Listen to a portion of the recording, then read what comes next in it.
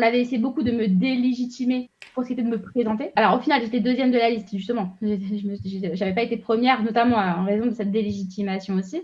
J'ai beaucoup entendu des propos disant tu te rends pas compte, être élu, c'est un sacerdoce, il faut avoir les épaules. Tu n'as pas les épaules. C'est déjà très paternel. Oui, Genre, t'es très, très remis à ta paternel. place de petit.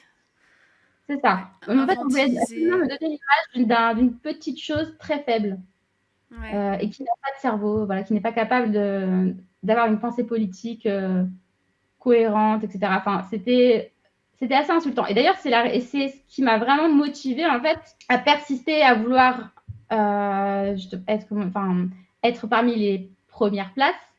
Et c'est ce qui m'a poussée aussi à revendiquer que même si je n'étais pas la candidate, la tête de liste, j'ai réclamé qu'en fait, on soit présenté comme un binôme, en fait. Donc, en fait, pendant la campagne, c'était pas juste l'homme en tête de liste qui était présenté, c'était un binôme pour asseoir l'idée justement aussi que voilà, asseoir cette légitimité qu'on essayait de m'enlever, quoi. Cette bataille sur la question de la légitimité, c'est une vraie bataille en politique. Vraiment, il y a toujours cette volonté d'écraser les femmes et de les empêcher.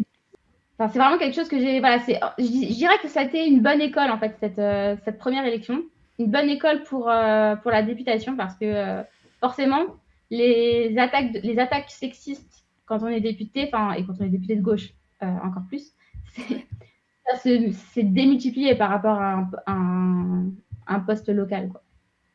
Et déjà à l'époque, vraiment, j'avais vraiment ressenti de façon violente.